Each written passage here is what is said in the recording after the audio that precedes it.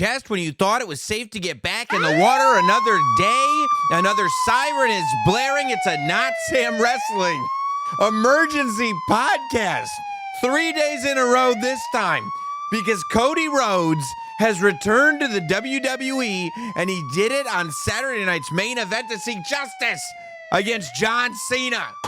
Cody Rhodes is back. Listen, I'm going to tell you one thing, and I am terrified as I sit here and talk to you guys. I am terrified that something's going to come out on Twitter. I am terrified that something's going to come out online. I am terrified that the minute these lips stop flapping, more news is going to break, and I'm going to have to blare that siren again, but that's the pace at which we are running. Now it's because Cody Rhodes is back, and I want everybody to have a moment. I want you to be very, very honest with your feelings. That's what these Notsam Wrestling emergency podcasts are all about. They're all about feelings and getting those feelings out, putting those feelings on the table. It doesn't matter if we're right, if we're wrong, if we have all the information, if we don't have all the information. It's just, how do you feel right now after what you just saw? I'm going to tell you exactly how I feel. I want you to think about it, okay? Tell me if in the last month you felt like, boy, I don't know if Cody's going to be able to come back. Cody's going to have to turn heel. I don't know if Cody's going to be able to come back and be a babyface. Oh, I think the Cody experiment, I don't know. Maybe you felt that way. What have you said this? Have you said, oh, they killed Cody? Oh, they buried Cody. They killed Cody. How many times have we heard that? They killed Cody.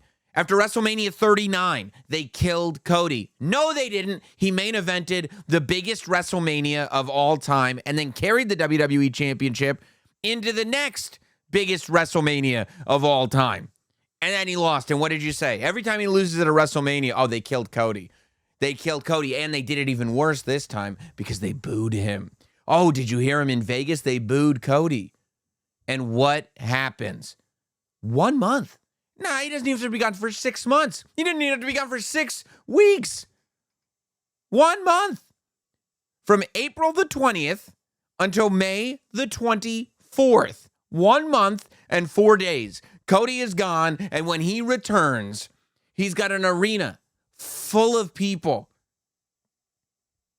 thrilled to see his face again. Nothing but cheers. Not even a hint of a non-cheer. Why? Because Cody Rhodes, and everybody needs to realize this, whether you're a fan of Cody or you're not a fan of Cody, Cody Rhodes is built differently. Cody Rhodes is a different machine. Cody Rhodes' logic doesn't apply to the logic that we as wrestling fans have watched heels and baby faces live by throughout the years that we've been watching wrestling. Cody Rhodes is a unicorn. Cody Rhodes is a true modern babyface. And that's it. Whoever's decision it was, when we were all talking about this right after WrestleMania, to not turn Cody Rhodes, made the right decision. And even the biggest Cody fans after WrestleMania 39, they were distraught. They were beside themselves. I said, don't worry about Cody. And you can go back to the tape. Don't worry about Cody. Cody's going to be fine. He's going to go into WrestleMania 40. He's going to be even bigger. They said this. Oh, no, but WrestleMania 40 is going to be in Philadelphia. They're not going to cheer him in Philadelphia. It was the Avengers Endgame. Not only did they cheer him in Philadelphia, they cheered him like he was the quarterback for the Eagles. Like they loved him in Philadelphia. They cheered him like he was Rocky Balboa. And then they said, yeah, but you heard what happened in Vegas. He's done. He's done. They killed Cody again. I thought they killed him last time. They killed him for real this time. The minute he comes back, when the world needs a babyface, what have I always said about Cody Rhodes? That there is no, when you have the biggest supervillains that you can possibly have, there is no bigger superhero in wrestling than Cody Rhodes. There is nobody who plays the hero when paired with mega villains better in modern wrestling than Cody Rhodes. And John Cena beat him. And it turned him into an even bigger heel, not just in storyline. John Cena beating Cody Rhodes turned the WWE heel in a lot of fans' eyes, and you look at the way people have reacted to what WWE does coming off of WrestleMania 41, and it has been far more cynical than it was before. It has been a lot more questioning than it was before in terms of decision making. A lot less tolerance than there was before when it comes to things not going the way people want them to go. Why? Because in wrestling fan world, we see heroes and we see villains. And when a hero goes down, when Cody went down, we didn't just look at John Cena as a villain. We looked at Travis Scott as a villain too. And the decision makers who put John Cena and Travis Scott in those places became the heels. So when you've got an army of villains looking down on you, who's going to be there to fight that battle? Who's going to be there? I mean, we're going to get to see Randy and John Cena. That's great. We love Randy Orton. We're going to get to see Truth and John Cena. That's just a lot of fun. But who's going to really get us out of this? And there's no bigger hero than Cody Rhodes. The fact is, and I should have seen this a mile away, I was so into the idea of Logan Paul joining Paul Heyman's group. And I was into that idea, and I still am into that idea to an extent.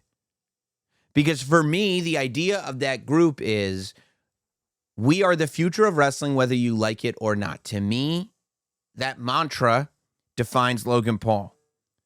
But I didn't see what was right in front of my face the whole time. I also said that Logan Paul would be great for that group because wrestling fans truly hate Logan Paul. There are wrestling fans in my life who I talk to about wrestling that, I mean, they can't even be analytical about Logan Paul because they hate him so much. They hate Logan Paul so much that they get confused whether they hate the character or the man, and that line is blurred. And maybe it is blurred in real life, but the same way people don't separate the character of Logan Paul from the man that is Logan Paul, people really don't separate the character of Cody Rhodes from the man that is Cody Rhodes. And people see Logan Paul as a guy who is ruining wrestling. So to see John Cena embrace Logan Paul, I mean, all of a sudden, everything is clicking. When you put it in that context, you know, when you read rumors that John Cena and Logan Paul could end up on a team together, you go, what? But when you see it in action, and that's why it's so important, that's why context adds so much to everything, you go, yeah, of course. Of course. Because if you're trying to get back at that audience, who better than Logan Paul to really be the one to go, yeah, I'm going to ruin wrestling, and I'm going to make sure that when I'm gone with this title, the one that carries on the legacy is Logan Paul. And there were minutes in that match where you thought Logan Paul might actually get this title.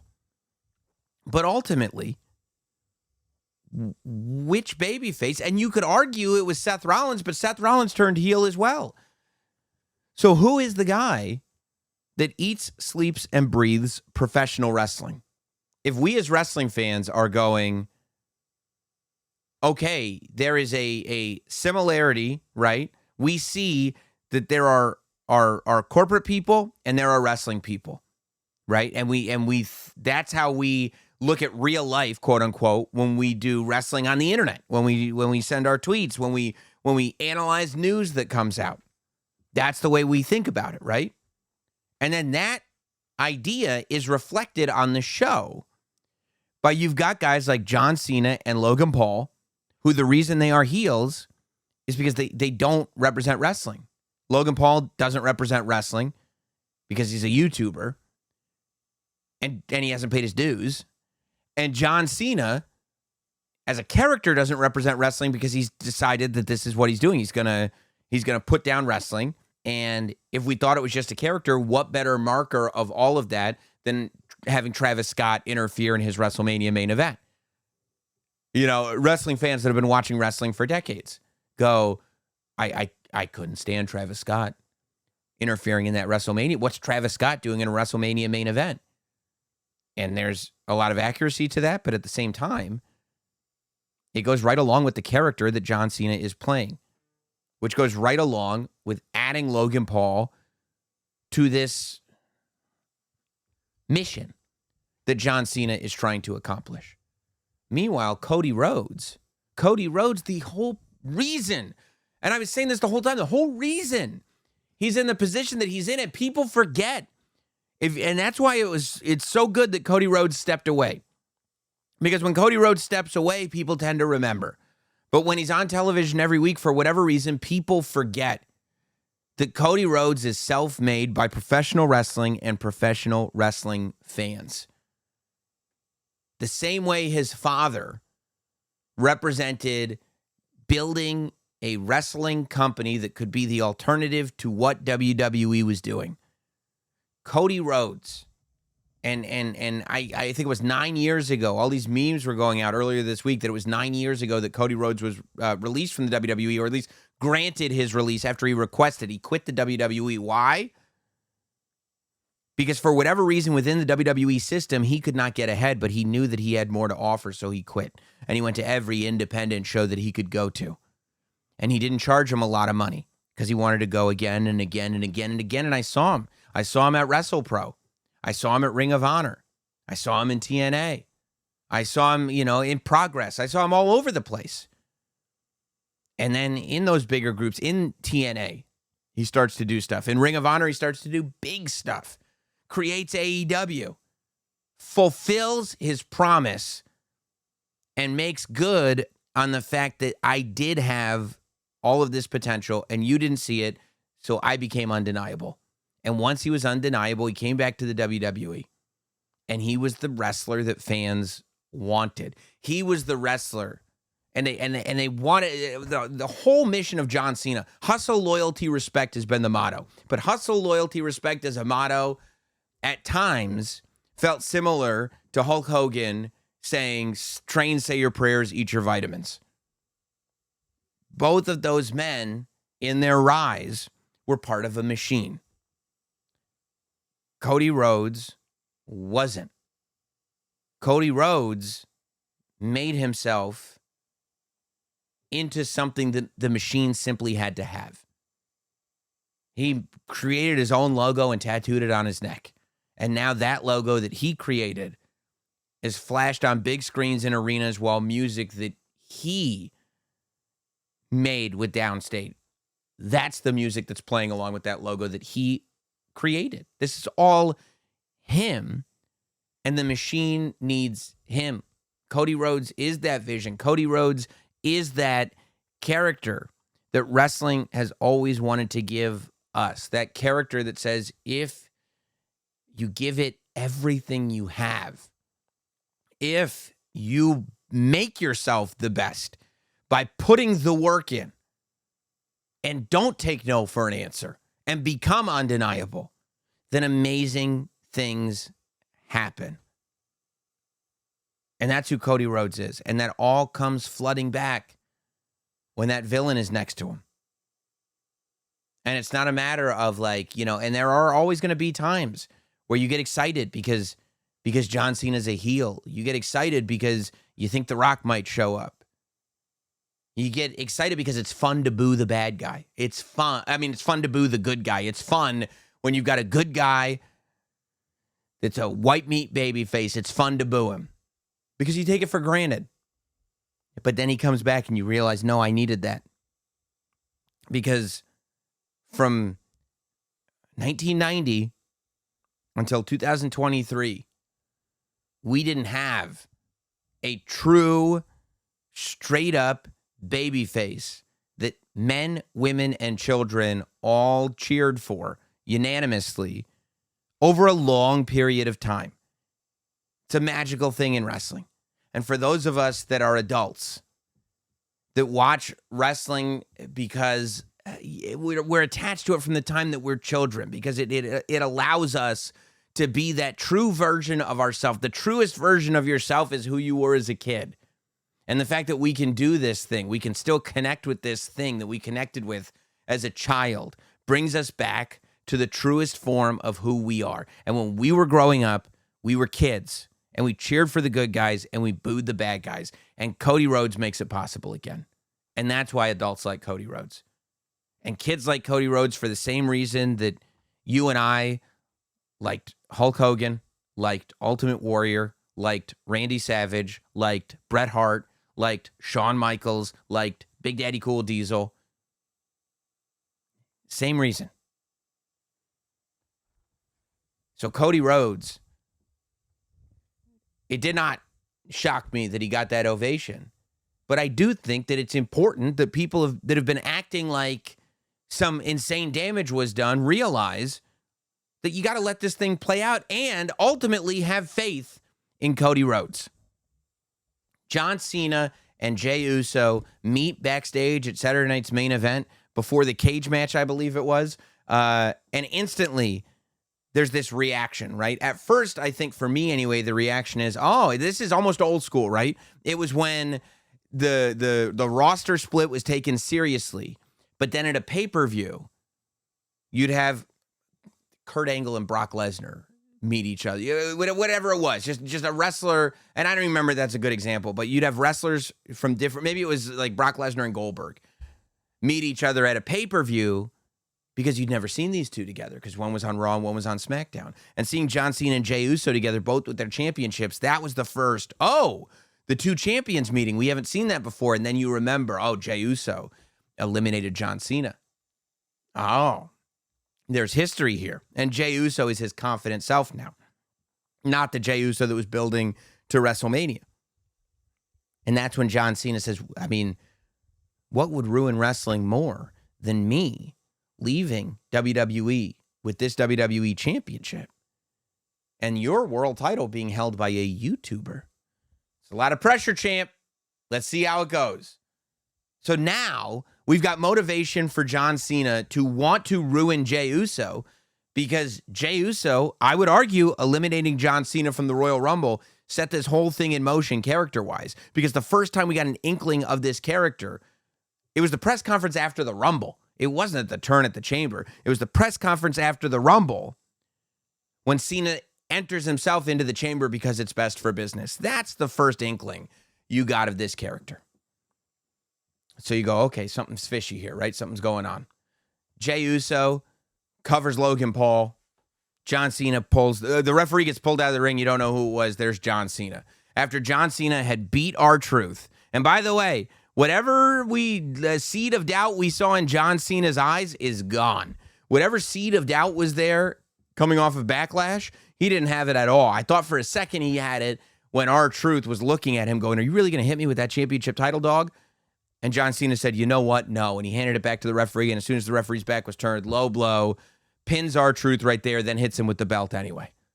Son of a bitch. So John Cena now is involved in this match. The referee is down. He interferes. You'd think for a second and they might actually give it to Logan Paul until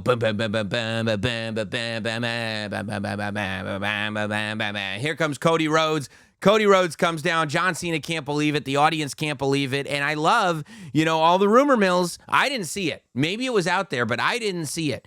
I saw people were speculating about the Wyatt Six on SmackDown. People, they catch a lot of them. But I didn't see people saying that Cody, I saw people saying Cody was going to come back at Backlash. I didn't see anybody saying he was going to come back at Saturday night's main event. And Cody gets in there and he clears the ring and he hits it. He hits it with that patented Cody Rhodes. We've had enough. Oh, I can't imagine. I mean, if Cody Rhodes had been my father, that enough just cuts right through you. Enough. No, you don't understand. And it'd be sitting there, right? You'd be trying to give it to your mom. You'd be trying to explain to your mom. No, because my friend, he was asking me to do it. He told me it was a good idea, and I thought it was a good. Enough. Oh my God, Dad's home. Enough. He says, we've had enough of you ruining things, John Cena. And then he makes it official. And I'm looking at my watch, right? And I'm going, oh my God, it is 10 o'clock. Cody is about to say his first words since returning from WrestleMania. And he's going to get cut off by the clock. But Cody Rhodes is the quarterback. Cody Rhodes rips his shirt off and it says captain on it. Cody Rhodes knew what the mission was. And he said, I've had enough of you ruining things. I see you've got a partner. I've got a brother right here. And Jey Uso and I will see you and Logan Paul at Money in the Bank. Cut to black. Oh, cinema. And there we have it. Money in the Bank. It would appear that the main event, as it stands, is Cody Rhodes and Jey Uso versus Logan Paul and John Cena. Now, and I'm looking at my phone, just in case anything has happened, just in case. Because you remember that first Saturday night's main event was when Cody got attacked in the parking lot. But I don't, okay, I think that I got it. I think that I got the stories that we're left with. And what a night. What a night for Cody Rhodes, Jey Uso, John Cena, Logan Paul. And it's not the direction I saw John Cena going in. And on paper, like I said, I might have questions about where this was going. But in execution, and execution is the only place that matters, this thing hit, and it hit hard. Everything worked exactly as I think it was intended to work when it came to Cody Rhodes returning, when it came to this tag match. And I am very much looking forward to John Cena and Logan Paul acting as a tandem. You know, for anybody that and I mean, and I couldn't picture something more perfect, right? Like the idea that, well, people still kind of have fun cheering John Cena. They ain't going to cheer Logan Paul. And people don't boo Jey Uso. People don't like, people love Jey Uso. People don't boo Jey Uso. And people aren't going to boo Cody this time. They're not. They're not. You know why? Because he's Cody, because we got a taste without him, because, as Bonnie Tyler once said, we need a hero, and because we understand the story going into this match. Let's keep in mind, at WrestleMania 41, we still had questions unanswered, and they never really were answered. So it almost got to a point where it's like, okay, well, I don't know. I guess John Cena's just a heel. It's kind of fun. We'll cheer him. Now, it's a different story. In that one little promo with Jey Uso, we understand completely why John Cena is trying to make sure Logan Paul wins. We understand completely why John Cena is involved. We understand far more what John Cena's motivations are as a heel. And we understand the connection between Jey Uso and Cody Rhodes and what Cody Rhodes' problem is. I mean, it's all spelled out for us now, and we've only got 2 weeks before Money in the Bank. You know, a lot of people are talking about this post-WrestleMania period, and of course, we've all felt it as wrestling fans. I think we always do. With every high comes a low. But it would appear to me, when you look on paper, the summer's heating up. You got, I mean, it's crazy how fast everything is going, right? You have Saturday night's main event tonight, 2 weeks, Money in the Bank. You have Evolution, we now know. What's the date on Evolution? They announced Evolution is happening on July 13th. They've got, I think that there's Clash in Paris at the end of August. There's SummerSlam, a 2-night stadium show at the beginning of August, which it seems like we may get that rematch between Cody Rhodes and John Cena now. This is where we're going. And I think there might be another premium live event crammed in there somewhere. There's going to be a lot going on between now and then. Another Saturday night's main event on July 12th before Evolution 2. So, man, and look, there was a lot going on Saturday night's main event tonight. We'll talk about it all tomorrow on Notsam Wrestling. What is it, 5:53, I believe it is. You know, because we got the announcement of Evolution 2. Drew and Damian, I thought there was a lot to unpack there. The first match was Bronson Reed joining the Heyman group. Of course, as it is, and it's really interesting. I feel like this is generational. Definitely people complaining about commercial breaks. I don't think that there were any more minutes of commercials on any of this television than there are on standard television. It's whatever it is, 44 minutes of non-commercial content per hour. So that, what is that, 16? I think it's 16 minutes of commercials per hour. And I think that's what we got. But when you have to shoot Jay's full entrance, And when you have to leave enough time on the back to get to the angle at the end, you end up kind of cramming in commercials wherever you can cram in commercials. But in this world where we're all used to Netflix, Peacock, all this streaming stuff, I get it. The commercials are foreign to some of us. But man, oh man. We've got a mega main event for Money in the Bank. We got good guys being cheered. We got bad guys being booed. This is wrestling, baby. Wrestling is wrestling. Hope you guys have enjoyed this show. Don't forget to subscribe to us across all audio platforms. Apple, Spotify for sure. Leave a rating, leave a review, leave comments on Spotify. Subscribe to the YouTube channel, youtube.com/NotSamWrestling. Go to the videos. You can watch these podcasts, every single one of them. You can leave comments. You can leave a thumbs up. You can hit subscribe, do the whole deal, because I think we're going to be here a lot. I think we're going to have a lot to talk about over the next several months. I mean, look at this. 3 emergency podcasts in 3 days. And then the next day, I probably hit you with another one on Monday, if not for the fact that Not Sam Wrestling 553 drops first thing on Monday morning. We will talk then. Thank you, everybody. Have a good one.